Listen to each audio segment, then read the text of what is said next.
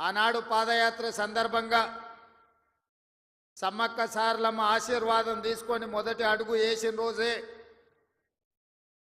ఈ అడుగు కేసీఆర్ గడీలను కూల్చే వరకు ఆగదు. అందులో వేలాది మంది కాంగ్రెస్ పార్టీ కార్యకర్తలు పాల్గొనాలని ఆ పాదయాత్రలో భాగంగా వేములవాడ రాజన్నను దర్శించుకొని సామాన్య ప్రజలను, తెలంగాణ ఉద్యమకారులను, అమరవీరుల కుటుంబాలను, తెలంగాణ ఆడబిడ్డలనే కాదు వేములవాడ రాజన్నను కూడా మోసం చేసిన చంద్రశేఖరరావు ప్రభుత్వాన్ని గద్దె దించాలి అని ఈ గడ్డ మీద నుంచి ఆ రోజు మనం మాట్లాడుకోవడం జరిగింది. ఆనాడు పిసిసి అధ్యక్షుడిగా మీ దగ్గరకు వచ్చినప్పుడే ఆ రోజు చెప్పిన ఇందిరమ్మ రాజ్యం ప్రజాప్రభుత్వం ఏర్పడుతుంది, రాజన్నకు సంబంధించిన అభివృద్ధి కార్యక్రమాలు, అదేవిధంగా వేములవాడ, సిరిసిల్ల, అదేవిధంగా చొప్పదండి నియోజకవర్గాల అభివృద్ధి కార్యక్రమాలు, ముఖ్యంగా 2 దశాబ్దాల నుంచి మిడ్ మానేరు ముంపు బాధితుల సమస్యను పరిష్కరించాలి. మీ వంట వార్పు కార్యక్రమంలో, మీ నిరసన కార్యక్రమంలో, మీరు చేస్తున్న పోరాటంలో చాలాసార్లు నన్ను ఆహ్వానించడం ద్వారా ఆనాడు మీ సమస్య నా దృష్టికి తీసుకొస్తే మనకు అవకాశం వచ్చినప్పుడు ఆ సమస్యను పరిష్కరించాలి అని చెప్పి ఆనాడే మీకు మాట ఇవ్వడం జరిగింది. ఇవాళ అదే కాకుండా కలికోట సూరమ్మ ప్రాజెక్టు పాదయాత్ర సందర్భంగా ప్రాజెక్టు మొత్తం కలే తిరిగి ఖచ్చితంగా అధికారులకు వచ్చిన వెంబడే ఈ ప్రాజెక్టును పూర్తి చేసే బాధ్యత కాంగ్రెస్ ప్రభుత్వం తీసుకుంటుంది అని ఆనాడు ఈ ప్రాంత రైతాంగానికి చెప్పడం జరిగింది. ఆ రోజు పాదయాత్రలో పెద్దలు జీవన్ రెడ్డి గారు ఈ జిల్లా స్థితిగతులను, ఈ జిల్లాలో గత 40-50 సంవత్సరాల నుంచి చేసిన అభివృద్ధిని, ఈ ప్రాంతానికి ప్రాతినిధ్యం వహించిన ప్రజాప్రతినిధుల గురించి వారు తెలియజెప్పినప్పుడు ఈ కరీంనగర్ గడ్డకు పరిపాలన చాతుర్యమే కాదు పోరాటాల పౌరుషం ఉన్నదన్న సంగతి ఆ పాదయాత్రలో కూలంకషంగా తెలుసుకోవడం జరిగింది. కొండగట్టు హనుమంతుడి ఆశీర్వాదం తీసుకొని ఖచ్చితంగా ఈ జిల్లా అభివృద్ధి కార్యక్రమాలలో ఆనాడు శ్రీరామ్ సాగర్ నుంచి మొదలు పెడితే శ్రీపాద ఎల్లంపల్లి ప్రాజెక్టు వరకు ఈ ప్రాంతంలో కట్టిన ప్రాజెక్టులు కాంగ్రెస్ పార్టీనే, మిగిలిన వాటిని పూర్తి చేసేది కూడా కాంగ్రెస్ పార్టీనే అని ఆనాడు మీ అందరికీ ఆ రోజు చెప్పడం జరిగింది. ఈరోజు మళ్ళీ కాంగ్రెస్ అధికారంలోకి వచ్చి కాళేశ్వరం అసంపూర్తి ప్రాజెక్టులు కావచ్చు, అందులో ఉండే ప్యాకేజీలు కావచ్చు, కలికోట సూరమ్మ ప్రాజెక్టు కావచ్చు, సిరిసిల్లలో ఉన్న ప్యాకేజ్ 9 కావచ్చు, ఇట్లా చెప్పుకుంటూ వెళ్తే ఈ ప్రాంతంలో వాయిదాలు పడుతున్న సాగునీటి ప్రాజెక్టులను పూర్తి చేయడానికి మీ జిల్లా ఇన్ఛార్జ్ మినిస్టర్ పెద్దలు ఉత్తమ్ కుమార్ రెడ్డి గారు నిరంతరం సమీక్షిస్తూ, అధికారులను సమన్వయం చేస్తూ, ప్రజాప్రతినిధులతో సమాచారం తెప్పించుకుంటూ ఈ జిల్లా మీద ప్రత్యేకమైన శ్రద్ధ కనబరుస్తున్నారు. వారు సాగునీటి పారుదల శాఖ మంత్రి కాదు, వారు ఈరోజు కరీంనగర్ ఉమ్మడి జిల్లాకు వారు ఇన్ఛార్జ్ మంత్రివర్యులు.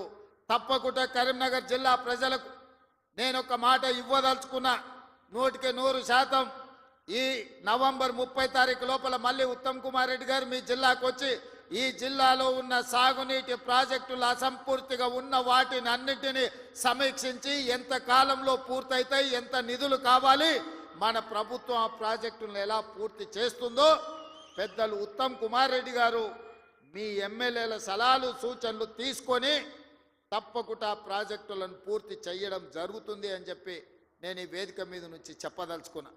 అదేవిధంగా మిత్రులారా, కరీంనగర్ జిల్లా గురించి నేను కొత్తగా చెప్పాల్సిన పని లేదు. ఆనాడు ఈ దేశానికి దిశా నిర్దేశం సూచించిన పివి నరసింహారావు గారు మంతని శాసనసభ నియోజకవర్గం నుంచి గ్రామస్థాయి నుంచి ఢిల్లీ వరకు నాయకత్వాన్ని అందించి పరిపాలన అంటే ఇట్లా ఉండాలి, తెలంగాణ బిడ్డ పరిపాలన చేస్తే ప్రపంచమే ఆశ్చర్యపోయే విధంగా, అబ్బురపడే విధంగా దేశాన్ని అభివృద్ధి పదం వైపు నడిపిస్తాడని చెప్పిన పివి నరసింహారావు మీ బిడ్డ, కరీంనగర్ బిడ్డ అని చెప్పి ఈ సందర్భంగా మనం గుర్తు చేసుకోవాలి. వారే కాదు, పెద్దలు చొక్కారావు గారు కావచ్చు, సత్యనారాయణరావు గారు కావచ్చు, ఇలా చెప్పుకుంటూ వెళ్తే ఈ కరీంనగర్ జిల్లా నాయకత్వాన్ని అందించిన జిల్లా. ఈ కరీంనగర్ జిల్లా రైతాంగానికి సమస్యలు వచ్చినా, నిరుద్యోగ యువతకు బాధ కలిగినా ఈ కరీంనగర్ జిల్లా నుంచే ఉద్యమాలు మొదలైనవి. ఈ కరీంనగర్ జిల్లా ఉద్యమాలకు ఎప్పుడు నాయకత్వం వహించింది. సిరిసిల్ల జగిత్యాల రైతాంగ పోరాటాలు ఈ రాష్ట్రం, ఈ ప్రజలు ఎప్పుడు మర్చిపోలే. రైతుల సమస్య వచ్చినప్పుడు ఈ ప్రాంతంలో రైతాంగ పోరాటాలను మనం కళ్ళతో చూసినాం. అదే కాదు, తెలంగాణ రాష్ట్రం కావాలి, తెలంగాణ రాష్ట్రం కళ నెరవేరాలి అని ఈ ప్రాంతంలో లేచిన ఉవ్వెత్తున ఉద్యమాన్ని ఆనాడు 2004 సంవత్సరంలో శ్రీమతి సోనియా గాంధీ గారు ఇదే కరీంనగర్ గడ్డ మీద నుంచి మీకు మాట ఇచ్చిండ్రు. మీ మనసులో ఉన్న కోరిక, ఈ తెలంగాణ ప్రజల ఆకాంక్ష నాకు తెలుసు, తప్పకుండా నెరవేరుతుంది అని చెప్పి శ్రీమతి సోనియా గాంధీ గారు ఈ కరీంనగర్ గడ్డ మీద నుంచే 4 కోట్ల ప్రజలకు మాట ఇవ్వడం జరిగింది. ఆ తర్వాత జరిగిన పరిణామాలు నేను చెప్పేదానికంటే మీ పార్లమెంట్ సభ్యుడు పొన్నం ప్రభాకర్ గారు ఆ రోజు పార్లమెంటులో పెప్పర్ స్ప్రేలను అడ్డుకొని తెలంగాణ బిల్లును ఆమోదింపజేయడంలో పెద్దలు జైపాల్ రెడ్డి గారి నుంచి మొదలు పెడితే మన పార్లమెంట్ సభ్యులందరూ పట్టుదలతోని వీరోచితంగా లోక్సభలో కొట్లాడితే తెలంగాణ రాష్ట్ర బిల్లు ఆమోదం అయ్యింది. తెలంగాణ రాష్ట్ర బిల్లు ఆమోదం ఆశామాసిగా జరగలే, అల్లాటప్పగా ఎవరో ఇవ్వలే. శ్రీమతి సోనియా గాంధీ గారు ఆంధ్రప్రదేశ్లో 155 అసెంబ్లీలు, 25 పార్లమెంట్లు ఉన్న పార్టీ శాశ్వతంగా నష్టపోయినా, కేంద్రంలో అధికారం కోల్పోతుందని తెలిసిన 4 కోట్ల తెలంగాణ ప్రజల కోరిక నెరవేరాలి, కరీంనగర్ గడ్డ మీద నుంచి ప్రజలకిచ్చిన మాట నెరవేర్చాలి అని వారు ఇచ్చిన మాటకు కట్టుబడి ఇవాళ తెలంగాణ రాష్ట్రం ఇచ్చింది. కాబట్టి మనందరం గర్వంగా తలెత్తుకొని నాది తెలంగాణ రాష్ట్రం, ఈ తెలంగాణ రాష్ట్రంలో ఇందిరమ్మ రాజ్యం, ప్రజా ప్రభుత్వం ఉన్నదని ఇవాళ మనం గొప్పగా గర్వంగా చెప్పుకునే పరిస్థితులు ఈరోజు మనకు వచ్చినాయంటే శ్రీమతి సోనియా గాంధీ గారు కరీంనగర్ గడ్డ మీద నుంచి ఇచ్చిన మాట అన్న సంగతి నేను మీకు గుర్తు చెయ్యదలుచుకున్నా. అందుకే మిత్రులారా, కాంగ్రెస్ పార్టీ ఏదైనా మాట ఇస్తే ఆ మాట కోసం ఎంత దూరమైనా పోతుంది, ఆ ప్రజల ఆకాంక్ష నెరవేర్చడానికి ఎంత త్యాగానికైనా సిద్ధమవుతుందన్న సంగతి 2004లో సోనియమ్మ ఇచ్చిన మాటను చూసిన ఎవరికైనా అర్థమవుతుంది. ఈ ప్రాంతం నుంచి ఒక్కసారి ఎంపీగా మీరు పొన్నం ప్రభాకర్ను గెలిపిస్తే తెలంగాణ రాష్ట్రాన్ని సాధించండి. మరి నేను ఇక్కడికి వచ్చిన ప్రజల్ని ఈ వేదిక మీద నుంచి కరీంనగర్ ఉమ్మడి జిల్లా ప్రజలు నేను అడుగుతున్నా, బండి సంజయ్ గారిని 2 సార్లు పార్లమెంటుకు పంపిస్తే ఆయన మంత్రి అయింది, కానీ ఈ కరీంనగర్ జిల్లాకు నరేంద్ర మోడీ నుంచి చిల్లి గవ్వైనా తెచ్చిండా? ఈ కరీంనగర్ అభివృద్ధి కోసం వారు ఎప్పుడైనా పార్లమెంట్లో మాట్లాడిండా? మీరు ఆలోచన చెయ్యండి. అంతకంటే ముందు 3 సార్లు టీఆర్ఎస్ వాళ్ళని గెలిపించారు. వాళ్ళు గుండు సున్ననే ఈ కరీంనగర్ జిల్లాకి ఇచ్చింది. నిజంగానే వినోద్ కుమార్ గారు, చంద్రశేఖర్ రావు గారు వీళ్ళందరూ ఈ ప్రాంతానికి నీళ్లు తెచ్చినుంటే, నిధులు ఈ ప్రాంతంలో ఖర్చు పెట్టినుంటే ఈ కలికోట సూరమ్మ ప్రాజెక్టు పెండింగ్ ఎందుకుంటుండే? సిరిసిల్ల నియోజకవర్గంలో ప్యాకేజీ 9 పడావు ఎందుకు పడుతుండే? ఈ దేవుడు రాజన్న కోడె దూడలను ఇచ్చి కోరికలు నెరవేర్చే రాజన్న మందిరం 10 సంవత్సరాలు పడావు పడ్డట్టుగా ఎందుకు ఉంటుండే అని నేను ఈ మిత్రులను అడుగుతున్నా. దాదాపుగా ఈ 10 సంవత్సరాలలో చంద్రశేఖర్ రావు గారు 20 లక్షల కోట్ల రూపాయల బడ్జెట్ ఖర్చు పెట్టిండు. తెలంగాణ రాష్ట్రాన్ని 7 లక్షల కోట్ల రూపాయల్లో అప్పుల ఊబిలో ముంచిండు. 7 లక్షల కోట్ల రూపాయల అప్పు తెచ్చిన చంద్రశేఖర్ రావు 10 సంవత్సరాలలో 20 లక్షల కోట్ల రూపాయలు ఖర్చు పెట్టిన చంద్రశేఖర్ రావు 100 కోట్లతోని రాజన్న దేవాలయాన్ని పూర్తి చేయలేకపోయిందా? ప్యాకేజీ నెంబర్ 9 సిరిసిల్లలో ఎందుకు పడావు పడ్డది? కలికోట సూరమ్మ ప్రాజెక్ట్ ఎందుకు పూర్తి కాలేదో మీరు ఒక్కసారి ఆలోచన చేయండి. ఇవాళ మీ రోడ్లు వెడల్పు విషయంలో కానీ మీరు ఆనాడు ఎమ్మెల్యేగా ఎన్నుకున్న ఆయన 3 సార్లు గెలిచినట్టున్నాడు. ఆయనను గవ్వాలంటే మీరు జర్మనీకి పోవాల్సిన పరిస్థితి ఉండే. కానీ ఇవాళ ఆది శ్రీనివాస్ మీరు పోవాల్సిన పని లేదు. మీ గల్లీకో, మీ తండాకో, మీ ఊరికో రోజు దయ్యం పట్టినట్టే తిరుగుతుండే ఆది శ్రీనివాస్. ఆయనకు పట్నం ఆడుందో తెలియదు. అసెంబ్లీ ఉన్నప్పుడు పట్నం వచ్చిందంటే పైగో ఇన్ని కాగితాలు పట్టుకొని వస్తాడు నా దగ్గరికి. మీ ఎమ్మెల్యేని చూస్తేనే నాకు భయం అవుతుంది, మళ్ళీ ఏం తెచ్చి కాగితం చేతిలో పెడతాడో, మళ్ళీ ఏం అడుగుతాడో అని. కానీ ఏదైనా ఎన్నడైనా ఏ పైరవికి రాలే, ఏ పని అడగలే, ఏ కాంట్రాక్ట్ అడగలే, ఏ బదిలీ అడగలే. ఈ వేములవాడ నియోజకవర్గానికి దాదాపుగా 35 ఏళ్ల నుంచి వివిధ హోదాలలో నేను పనిచేసిన, ఇండిపెండెంట్గా నిలబడ్డా, పార్టీ నుంచి నిలబడ్డా, నన్ను ఆశీర్వదించి హక్కుని చేర్చుకొని నన్ను గుండెల్లో పెట్టి చూసుకున్నారు. నాకు ఒక అవకాశం వచ్చింది, నా జన్మ ధన్యమైతుంది. పనులు చేస్తే మీరు సహకరించాలి. నాకు పదవి ఇవ్వకపోయినా పర్వాలేదు, కానీ నా ప్రాంతానికి ప్రాజెక్టులు ఇవ్వండి అని మీ ఆది శ్రీనివాస్ కాగితాలు తీసుకొచ్చి ఇచ్చి ప్రాజెక్టులు అన్నీ కూడా తెచ్చుకున్నాడు. నాకు కూడా ప్రజల కోసం, ప్రాంత అభివృద్ధి కోసం అడిగే ఎమ్మెల్యేలన్నా, ప్రజాప్రతినిధులన్నా నాకు కూడా చాలా ఇష్టం. సిరిసిల్లలో అన్ని పనులు చెయ్యాలనుకున్నా, అంతా సవ్యంగా జరిగింది. కానీ సిరిసిల్లలో తప్పిదం జరగడం వల్ల ఈరోజు సిరిసిల్లలో కేకే మహేందర్ రెడ్డి మనకి ఎమ్మెల్యే కాలేదు. కానీ సిరిసిల్ల ప్రాంతాన్ని నిర్లక్ష్యం చేయదలుచుకోలే.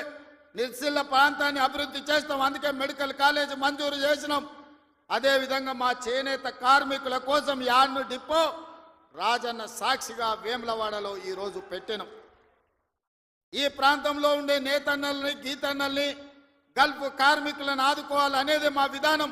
గల్ఫ్ కార్మికుల విషయంలో మా మేడిపల్లి సత్యం కావచ్చు, మా డాక్టర్ కవంపల్లి సత్యనారాయణ గారు కావచ్చు, పెద్దలు జీవన్ రెడ్డి గారు, ఆది శ్రీనివాస్, ఈ ప్రాంత జగిత్యాల కోరుట్ల ప్రాంతం నుంచి ఇక్కడ నుంచి వలసలు పోయే గల్ఫ్ కార్మికుల గురించి గల్ఫ్ బోర్డు పెట్టాలి. గల్ఫ్ కార్మికులు అక్కడికి పోతే ఏదైనా ప్రమాదం జరిగి గల్ఫ్ దేశాలలో, మిడిల్ ఈస్ట్ కంట్రీలో చచ్చిపోతే కనీసం ఆ కుటుంబాలు శవాన్ని కూడా చూసే పరిస్థితి లేదు. ఆ కుటుంబాలను ఆదుకునే పరిస్థితి అంతకంటే లేదు. వాళ్ళ పిల్లలు అనాథలైపోతున్నారు. ఆ కుటుంబాలను ఆదుకోవాలని పాదయాత్ర సందర్భంగా చెప్తే మన ప్రభుత్వం, ప్రజాప్రభుత్వం గల్ఫ్ కార్మికులను ఆదుకోవడానికి బోర్డుతో పాటు అక్కడ ఎవరైనా ప్రమాదవశాత్తు చనిపోతే 5 లక్షల రూపాయల నష్టపరిహారం ఇవ్వాలని ఇవాళ గల్ఫ్లో చనిపోతున్న వాళ్ళ కుటుంబాలకు నిన్ననే చనిపోయిన వాళ్ళందరూ కూడా ఖాతాలో 5 లక్షలు పడ్డాయని నేను భావిస్తున్నా. ఎందుకంటే నేను బయలుదేరే ముందు నిన్న వరంగల్లో మా అధికారులకు ఆదేశాలు ఇచ్చిన. గతంలోనే నేను కొంతమంది బాధితులు ఉంటే సెక్రటేరియట్కి పిలిచి వాళ్ళకి చెక్కులు ఇవ్వడం జరిగింది. నేను ఎందుకు ఈ మాట చెప్తున్నంటే, ఈ ప్రాంతంలో ఉన్న చేనేత కార్మికులు, బీడీ కార్మికులు, ఈ ప్రాంతంలో వలసలు ఎక్కువ. పాలమూరు నుంచి తట్ట పనో, పార పనో, మట్టు పనో, లేకపోతే బొంబాయో, దుబాయో పోయే పరిస్థితులు ఉంటే ఇక్కడ పూర్తిగా గల్ఫ్, మిడిల్ ఈస్ట్ కంట్రీలకే వెళ్తున్నారు. వీళ్ళ కోసం ప్రత్యేకమైన బోర్డు తేవాలి, వీళ్ళని ప్రత్యేకంగా ఆదుకోవాలి, వీళ్ళ పిల్లలకు ఒక మంచి చదువులు ఇవ్వాలి, వాళ్లకు మంచి భవిష్యత్తు ఉండాలి అని ఇవాళ గల్ఫ్ కార్మికుల గురించి మన ప్రభుత్వం ఆలోచన చేస్తున్నది. తప్పకుండా తొందరలోనే, ఇప్పుడు 11వ నెలలు ఉన్నాం, 10 నెలల్లో 4 నెలలు పార్లమెంట్ ఎన్నికలకే పోయినాయి. మీకు తెలుసు, మనం సరిగ్గా పరిపాలన చేసింది వచ్చిన కొత్తలో కొత్త సంసారమే 2-3 నెలలు. ఆ తర్వాత 4 నెలలు పార్లమెంట్ ఎన్నికల్లోనే పోయినాయి. 7 నెలలు తీస్తే సరిగ్గా కుదురుగా కుర్చీలో కూర్చొని సచివాలయానికి పోయి అధికారులతో మాట్లాడి పరిపాలనపరమైన నిర్ణయాలు తీసుకున్నది 4 నెలలే అని చెప్పి ఈరోజు తెలంగాణ సమాజానికి, 4 కోట్ల ప్రజలకు నేను చెప్పదలుచుకున్నా. అయినా 10 సంవత్సరాలు చంద్రశేఖరరావు చేయలేని పనులన్నిటిని కూడా పడావు పెట్టిన ప్రాజెక్టులన్నిటిని కూడా తిరిగి పునః ప్రారంభించి ఈరోజు ప్రభుత్వం ముందుకెళ్తుంటే ఆయననేమో ఫామ్ హౌస్లో వండుకుంటాడు, వీళ్ళిద్దరేమో మన కాళ్ళలో కట్టబెట్టనికి తిరుగుతున్నారు. ఏలేశ్వరం పోయినా శనీశ్వరుడు వదలేదన్నట్టు ఇవాళ ఓడగొట్టి ఇంట్లో వండబెట్టిన అసెంబ్లీ ఎన్నికల్లో అధికారం పోయింది. పార్లమెంటులో సీట్లన్నీ పోయి గుండు 0 వచ్చింది. ఇప్పుడు వాళ్ళకు మెదడే పోయినట్టు అనిపిస్తుంది. అసెంబ్లీ ఎన్నికలలో అధికారం పోయింది, పార్లమెంటులో ఉన్న సీట్లన్నీ పోయినాయి. ఇప్పుడు వాళ్ళ ఏషాలు చూస్తుంటే ఉన్న మెదడు కూడా దొబ్బినట్టే నాకు అనిపిస్తుంది. ఏం మాట్లాడుతున్నారో నాకైతే అర్థమవుతలేదు. 10 సంవత్సరాలు మీరు ఇవన్నీ చేసి ఉంటే ఇవాళ రైతులకు 18,000 కోట్ల రూపాయలు 25 రోజుల్లో 23 లక్షల కుటుంబాలకు రైతు రుణమాఫీ చేయాల్సిన అవసరం నాకు వస్తుండేనా? 10 ఏళ్లలో నువ్వు 1,00,000 రూపాయలని, 4 విడతలని, మిత్తి కడతా అని అసలు మిత్తి కలిసి తడిసి మోపెడై రైతులు దేశంలోనే ఆత్మహత్యలలో 2వ స్థానం తెలంగాణ రాష్ట్రం వచ్చిన సంగతి చంద్రశేఖరరావు గారు మర్చిపోయినట్టున్నాడు. మహారాష్ట్ర మొదటి స్థానంలో ఉంటే ఈ 10 సంవత్సరాలు తెలంగాణ రాష్ట్రం రైతుల ఆత్మహత్యలలో 2వ స్థానాన్ని ఆక్రమించింది. నువ్వు రైతు రుణమాఫీ చేస్తా అని మొదటి 5 సంవత్సరాలు ₹1,00,000 చేస్తా అని 4 విడతలని 5 ఏళ్ళని నువ్వు ఆ 1,00,000 చేసే లోపల ఇంకొక 1,00,000 మిత్తి అయింది. అసలు మిత్తి తడిసి మోపెడైంది. రెండవసారి మళ్ళీ ₹1,00,000 ఇస్తా అని 5 ఏళ్ళైనా ₹1,00,000 పూర్తి చేయలే. ఆ 5 ఏళ్లలో ఆయన ఇచ్చింది 11,000 కోట్ల రూపాయలు. ఇవాళ చంద్రశేఖరరావు గారిని అసెంబ్లీకి రమ్మనుండ్రి, లెక్కలన్నీ తీసి నేను చదివి వినిపిస్తా. 5 ఏళ్ళు అధికారంలో ఉన్న నువ్వు 11,000 కోట్ల రూపాయల రైతు రుణమాఫీకి 5 ఏళ్ళు తీసుకుంటే, ఇందిరమ్మ రాజ్యంలో కాంగ్రెస్ ప్రభుత్వం 25 రోజుల్లో 23 లక్షల కుటుంబాలకు దాదాపుగా 18,000 కోట్ల రూపాయల రైతు రుణమాఫీ చేసి 2 లక్షల వరకు ఉన్న రైతాంగానికి మేము రుణమాఫీ చేస్తే పెద్ద మనిషిగా అభినందించాల్సింది పోయి, ఒకవేళ మనిషి పెద్ద మనిషివైనా నీకు చిన్న బుద్ధి ఉంటే మౌనంగా నన్ను ఉంటావేమో అనుకున్నా. కానీ అన్ని చిల్లర మాటలే మాట్లాడుతున్నారు. ఒక్కటన్నా అక్కడికి వచ్చేది మాట్లాడుతురా? ఎవడన్నా సంసారం చేసేటోడు మాటలు మాట్లాడుతురా? వాళ్ళు తండ్రి కొడుకు అల్లుడు వాళ్ళని చూడండి ఒక్కసారి వాళ్ళు ఏమేమి మాట్లాడుతురో చూడండి.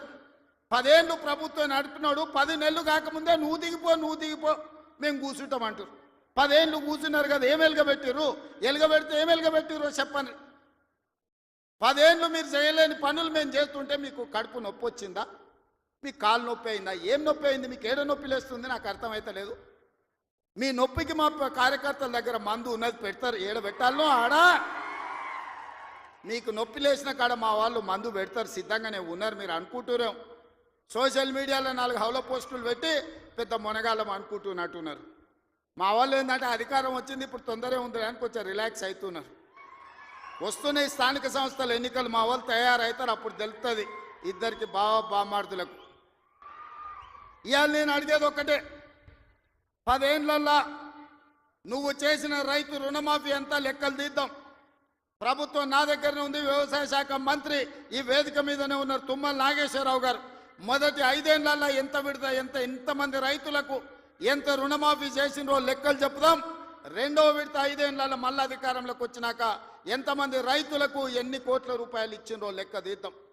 25 రోజుల్లో మనము 2 లక్షల రూపాయల మేరకు రైతులకు చేసిన రుణమాఫీని 2014 నుంచి 2018 వరకు, 2018 నుంచి 2023 డిసెంబర్ వరకు, 2023 డిసెంబర్ నుంచి 2024 డిసెంబర్ వరకు 3 సార్లు రైతు రుణమాఫీలో 2 సార్లు చంద్రశేఖరరావు చేస్తే, ఒక్కసారి ఈ వేదిక మీద ఉన్న మా మిత్రులందరూ చేసారు. లెక్కలు తీద్దాం, వాస్తవాలు మాట్లాడదాం. చంద్రశేఖరరావు గారు మీరు అసెంబ్లీకి రాండి.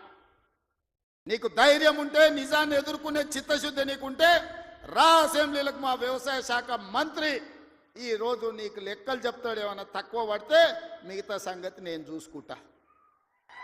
అదేవిధంగా తెలంగాణ ఉద్యమమే నిరుద్యోగ సమస్య. ఈ నిరుద్యోగ సమస్యనే తెలంగాణ రాష్ట్రాన్ని సాధించింది. వందలాది మంది బిడ్డలు ఆత్మ బలిదానాలు చేసుకొని సాధించుకున్న తెలంగాణలో 10 నెలల్లో నేను 50,000 ఉద్యోగాలు ఇచ్చిన ప్రభుత్వ ఉద్యోగాలను. 10 ఏళ్లలో నువ్వు ఎన్ని ఇచ్చినవో లెక్క కట్టు, తలకాయ లెక్క పెడదాం. 50,000కు ఒక్క తలకాయ తక్కువ ఎల్పీ స్టేడియంలో అందరిని పిలుస్తా. 50కి తక్కువ ఉంటే అక్కడ నేను క్షమాపణ చెప్తా. స్వతంత్రం వచ్చినప్పటి నుంచి భారతదేశంలో ఏ రాష్ట్రం కూడా మొదటి సంవత్సరంలో 10 నెలల్లో 50,000 ఉద్యోగాలు ఇవ్వలేదు. నేను సూటిగా సవాలు విసురుతున్న చంద్రశేఖరరావు గారికి, రా నీ 10 ఏళ్ల పాలనలో ప్రతి సంవత్సరానికి నువ్వు ఎన్ని ఉద్యోగాలు ఇచ్చినావు? 10 నెలలల్లా నేను 50,000 ఉద్యోగాలు ఇచ్చిన లెక్క కట్టి తలకాయలు మొత్తం ఎల్బీ స్టేడియంలో పిలిపించి అందరిని పెడతా. నువ్వు వాళ్ళ తల లెక్క పెట్టుకో. ఒక్క తల తగ్గిన క్షమాపణ చెప్పడానికి నేను సిద్ధంగా ఉన్నా. అన్ని చిల్లర మాటలే. మా తాత ఉన్నప్పుడే నోటిఫికేషన్ ఇచ్చాడు, మా ముత్తాత ఉన్నప్పుడే మేము ఇవన్నీ చేసినాం అంటాడు. వెనకటికి ఎవడో అంటే వాడిని తాతలు నేతులు తాగుతానంట, ఇప్పుడు వీడు మూతులు నాకిండంట. గట్లున్నది వీళ్ళ మాటలు. చెప్పుకోవడానికి బాగానే ఉంటుంది. మా చచ్చిపోయిన బర్రె, పగిలిపోయిన కుండ నిండా పాలిస్తుండని. బర్రె చచ్చింది, కుండ వగిలింది, ఇంకా బుద్ధి మాత్రం మారలేదు వీళ్ళకు. అందుకే ఇవాళ రైతు రుణమాఫీ విషయంలో కానీ, నిరుద్యోగ సమస్య విషయంలో కానీ, ఆర్టీసీలో ఆడబిడ్డలకు ఉచిత ప్రయాణం ఏదైతే ఇచ్చినామో 1,10,00,000 మంది ఆడబిడ్డలు ఈరోజు అమ్మగారి ఇంటికి పోవాలన్నా, రాముల వారిని దర్శించుకోవాలన్నా ఒక్క రూపాయి ఒక్క పైస లేకున్నా పోవచ్చు. 3,700 కోట్ల రూపాయలు మంత్రి పొన్నం ప్రభాకర్ గారు ఇవాళ ఖర్చు పెట్టి ఆడబిడ్డలకు ఉచిత బస్సు ప్రయాణం ఇచ్చాడు. ఇదే కాదు, ఆనాడు మోడీ ప్రభుత్వం 1,200 రూపాయల సిలిండర్ చేస్తే ఈరోజు ఆడబిడ్డలకు 500 రూపాయలకే సిలిండర్ ఇస్తున్నాం. ఆ శాఖ ఉత్తమ్ కుమార్ రెడ్డి గారు చూస్తున్నారు. అదేవిధంగా ప్యాడీ ఆయన ఏమన్నాడే కేసీఆర్, ఊరేసుకుంటే ఊరేసుకున్నట్టే అన్నాడు. అన్నట్టు ఉండాలి కదా. ఆయన మాత్రం ఫామ్ హౌస్లో 150 ఎకరాలు ఊరేసుకున్నాడు. అవన్నీ లెక్కలు తీసి బయట పెట్టిన వీడియోలతో సహా. మా సార్ అట్లా వేసుకున్నారు కానీ అని వాళ్ళ తాబేదారులు వచ్చి చెప్పారు. ఆ తర్వాత మన ప్రభుత్వం వచ్చినాక ఉత్తమ్ కుమార్ రెడ్డి గారితో వ్యవసాయ శాఖ మంత్రితో మాట్లాడి వరి పండించాల్సిందే, వరి కొనాల్సిందే, సన్న ఒడ్లు వండిస్తే 500 బోనస్ ఇస్తామంటే ఇవాళ 66 లక్షల ఎకరాలల్లా 1,53,00,000 మెట్రిక్ టన్నుల వరి ధాన్యాన్ని ఇవాళ తెలంగాణ గడ్డ పండించింది. స్వతంత్రం వచ్చినప్పటి నుంచి ఉమ్మడి ఆంధ్రప్రదేశ్లో కూడా ఇంత వరి పంట రాలేదు. ఇవాళ మన 10 నెలల ప్రభుత్వంలో 1,53,00,000 మెట్రిక్ టన్నుల వడ్లు పండించిందంటే అది మన రైతన్నల గొప్పతనం కాదా? గతంలో వడ్లు అంటే కాళేశ్వరం నీళ్లు తెచ్చిన అన్నాడు. ఆ దిక్కుమాలినోడు కట్టిన కాళేశ్వరం మేడిగడ్డ, అన్నారము, సుందిల్ల 3 కుప్పగూలినాయి. వెనకడికి కూడా పనిమంతుడు పందిరేస్తున్నట్ట కుక్కతో తలిగి కూలిపోయిందంట. కాళేశ్వరం కట్టిండెప్పుడు, కూలిందెప్పుడు? 1,00,000 కోట్లు నిండా మింగిండు, ఫామ్ హౌస్లో బోర్లో వండిండు. కాళేశ్వరం నుంచి సుక్క నీళ్లు లిఫ్ట్ చేయకుండా ఆనాడు కాంగ్రెస్ పార్టీ కట్టిన శ్రీరామ్ సాగర్ కావచ్చు, లేకపోతే శ్రీపద ఎల్లంపల్లి కావచ్చు, కల్వకుర్తి, భీమా, నెట్టంపాడు, కోయిల్ సాగర్, శ్రీశైలం, నాగార్జున సాగర్, హంద్రి, నీవా అక్కడ కడితే ఇక్కడ ఈ ప్రాంతంలో తెలంగాణ ప్రాజెక్టులు కడితే ఈరోజు ఖమ్మంలో కట్టిన ప్రాజెక్టులు, వరంగల్లో కట్టిన ప్రాజెక్టులు, నిజామాబాద్, కరీంనగర్లో కట్టిన కాంగ్రెస్ కట్టిన ప్రాజెక్టులతో ఈరోజు 1,53,00,000 మెట్రిక్ టన్నుల వడ్లు ఈరోజు తెలంగాణలో వండిని. 1,00,000 కోట్లు కాళేశ్వరంలో కాంట్రాక్టర్లకు కాలబెట్టిండు. పాలమూరు రంగారెడ్డికి 20,000 కోట్లు కాలబెట్టిండు. ఇంతవరకు సుక్క నీరు రాలేదు. కాళేశ్వరంలో 52,000 ఎకరాలకు ఇచ్చాడు. 1,00,000 కోట్లు కాంట్రాక్టులకు బిల్లు ఇస్తే 52,000 ఎకరాలకు నీళ్ళు వచ్చినాయి. ఈసారి అవి కూలిపోయి అది కూడా రాలే. ఇప్పటి వరకు చంద్రశేఖరరావు గారు ఈ 10 ఏళ్లల్లో 1,83,000 కోట్ల రూపాయల ప్రజాధనాన్ని ఇరిగేషన్ ప్రాజెక్టుల మీద పెట్టిండు. నేను సూటిగా అడుగుతున్నా, ఏ ప్రాజెక్ట్ అయినా నువ్వు పూర్తి చేసినవా? ఏ ఒక్క ప్రాజెక్ట్ అయినా తెలంగాణ ప్రజలకు అంకితం చేసినవా? ఇది పూర్తయింది, ఇది ప్రజలకు అంకితమైంది, దీంట్లో నీళ్ళు వస్తున్నాయని చెప్తావా అని నేను అడుగుతున్నా. ఇవాళ మల్లన్న సాగర్ అంటాడు, రంగనాయక్ సాగర్ అంటాడు, కొండపోచమ్మ అంటాడు.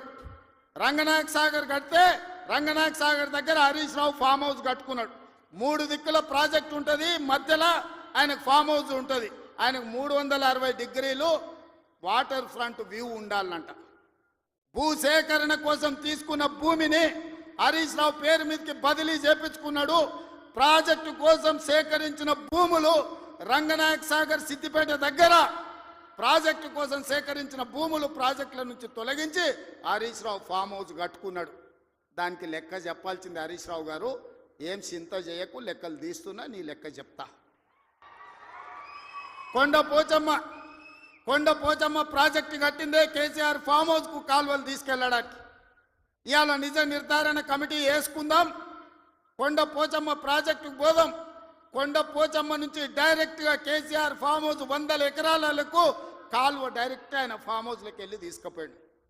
1,000 కోట్లు ప్రజలై ఖర్చు పెడితే నీ ఫామ్ హౌస్కు నీళ్లు తీసుకెళ్తావా? ఇది న్యాయమా? చంద్రశేఖరరావు గారు, నిన్ను నమ్మి నీ చేతిలో రాష్ట్రం పెడితే, నీ కొడుకుని మున్సిపల్ మినిస్టర్ పెడితే జన్వాడలో 111 ఫామ్ హౌస్లు కట్టుకుంటాడు. ఆయన బామ్మార్ది ఇంకోటి కట్టుకుంటాడు. అందులో దీపావళి పండుగ వచ్చిందని చిచ్చుబుట్లు కాకుండా సారాబుట్లు పెట్టి దావతులు చేస్తాడు. ఏమనంటే మేము క్యాసినో నడుపుకుంటాం, మేము సారా బుడ్లు పెట్టుకుంటాం కాబట్టి మమ్మల్ని ఏం అనొద్దు అని.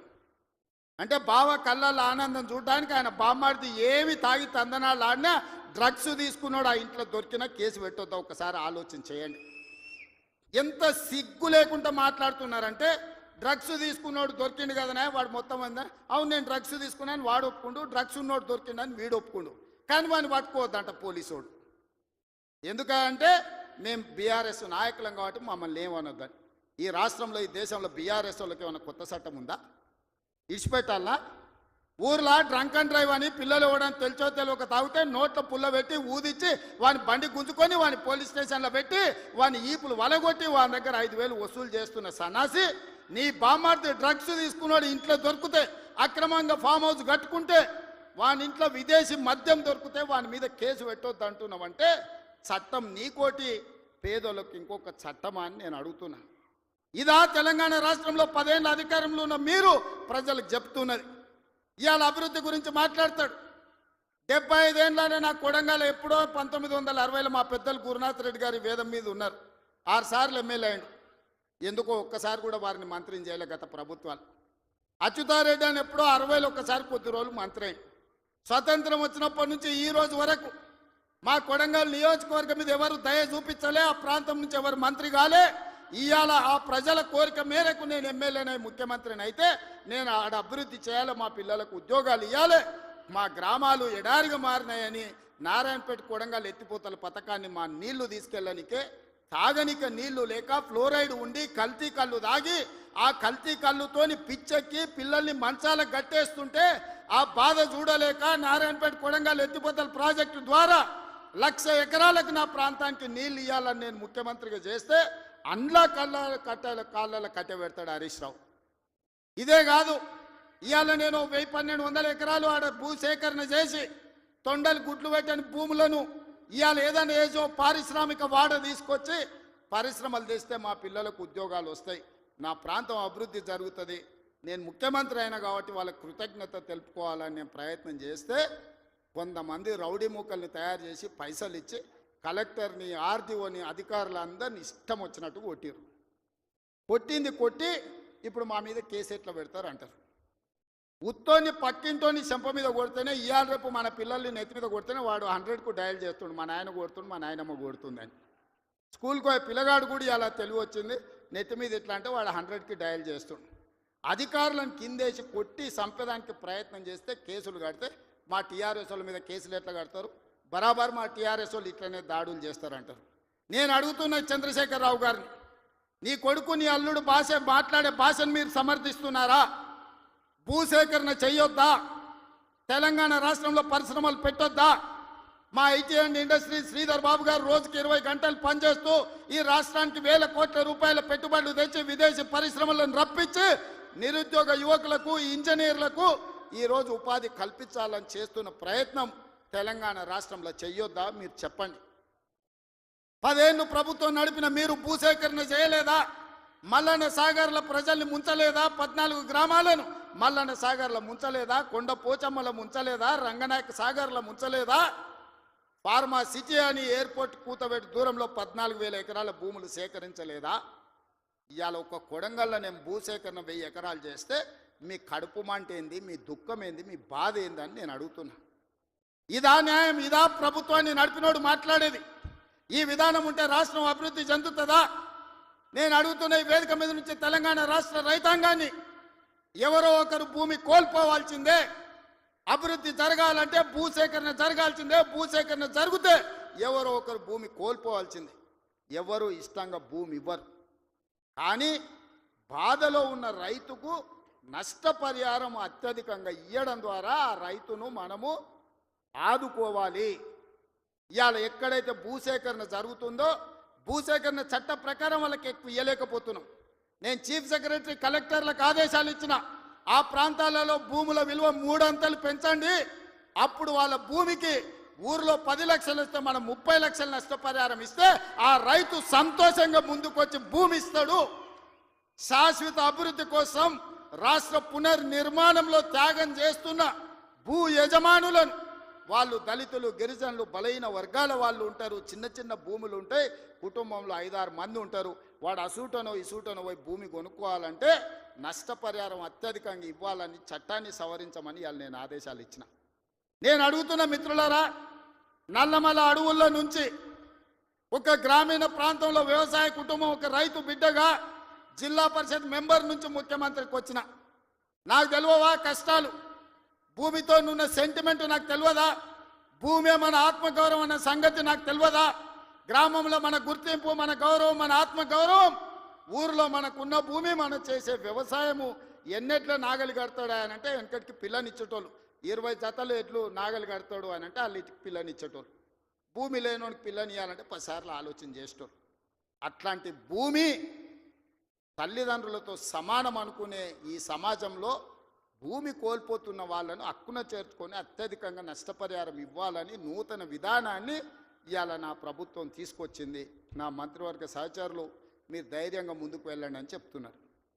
నష్టపరిహారం అత్యధికంగా మేము ఇచ్చి భూమి తెచ్చి పరిశ్రమలు నెలకొల్పాలంటే ఇవాళ వాళ్ళు అడ్డం పడుతున్నారు. తెలంగాణ సమాజమా, మీరు ఆలోచన చెయ్యండి. ఇది మన తెలంగాణకు మేలు చేస్తుందా? ప్రతి సంవత్సరం 1,10,000 ఇంజనీరింగ్ స్టూడెంట్లు ఇంజనీరింగ్ పూర్తి చేసుకొని బయటకు వస్తారు. వాళ్ళ ఉద్యోగ ఉపాధి అవకాశాలు ఎట్లి వాళ్ళో మీరు ఆలోచన చేయండి. వాళ్ళ నిరుద్యోగులుగా రోడ్ల మీద వదిలేద్దామా? ఆవారగాళ్ళు అయిపోయి తల్లిదండ్రులకు భారమయ్యి గంజాయి డ్రగ్స్కు బానిసలను చేద్దామా? ఈ తెలంగాణ సమాజ యువతను మీరు ఒక్కసారి ఆలోచన చెయ్యండి. ఆ భూమి నేను తీసుకుపోను, శ్రీధర్ బాబు గారు తీసుకుపోరు, ఉత్తమ్ కుమార్ రెడ్డి గారు అసలే తీసుకుపోరు. భూమి ఏమన్నా సాపలాక్క చుట్టి సంకలు పెట్టి తీసుకుపోయేదానే? మేమేం చేసుకుంటామే? తిరిగి పరిశ్రమలు పెట్టి పరిశ్రమలలో ఉద్యోగాలు ఇవ్వాలన్నదే కదా మా ఆలోచన. ఆ ఆలోచనకు ఎందుకు అడ్డం పడుతుండ్రు?